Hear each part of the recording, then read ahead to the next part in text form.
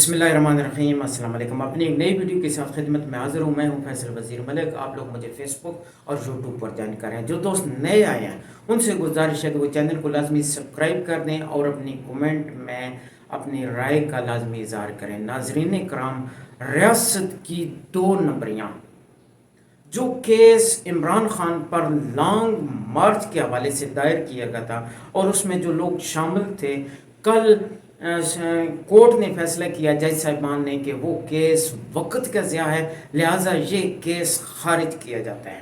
اس case میں جو افراد شامل تھے، علی امان صاحب تھے، راجہ خرم نواز، اسد عمر صاحب اور سینیٹر فیصل جاوید، اس طرح کے جو افراد۔ راجہ خرم نواز ابھی پاکستان مسلم لیگ نون میں، عمران خان بھی اس کیس میں شامل تھے۔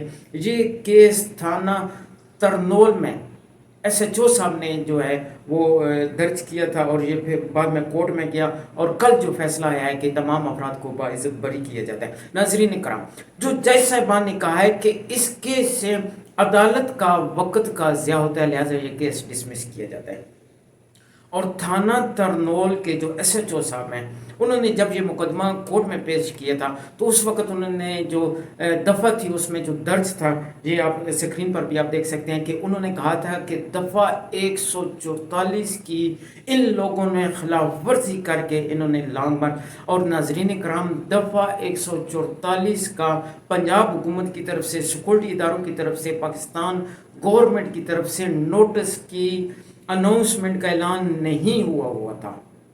کوئی اناؤنسمنٹ کا کوئی نوٹیفیکیشن نہیں آیا ہوا تھا۔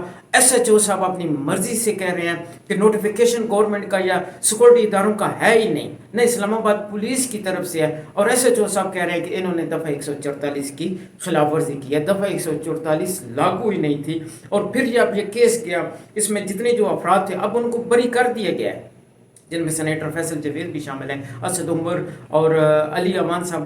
اب عدالت سے میرا یہ سوال بنتا ہے کہ کیا عدالت ایس ایچ او صاحب سے نہیں پوچھ سکتی، جنہوں نے ایک فیک کیس، جنہوں نے جھوٹا کیس عدالت میں اور عدالت کا جنہوں نے ٹائم برباد کیا، جنہوں نے عدالت کی توہین کی۔ ناظرین کرام، یہ ٹوٹل 2 نمبریاں ہیں ریاست کی، یہ ٹوٹل گیمیں ہو رہی ہیں۔ ان کا مقصد یہ تھا کہ ان لوگوں کو، جتنے پی ٹی آئی کے کارکن ہیں، جتنے پی ٹی آئی کے قائدین ہیں، ان کو یرغمال بنایا گیا، ان کو ڈرایا گیا، دھمکایا گیا، ان کو روپوش کیا گیا، تاکہ الیکشن کی راستہ جو ہے وہ ہموار کر دیا گیا۔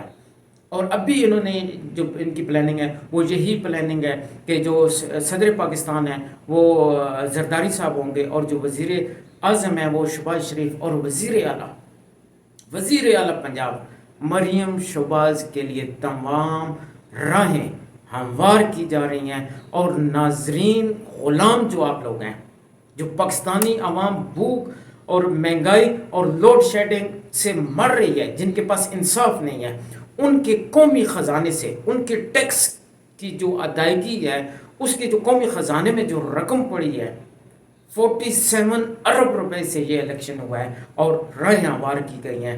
کس حکومت کے لیے؟ یہ جو پی ڈی ایم 2 کا جو ٹولہ ہے، اس کے لیے۔ اللہ تعالیٰ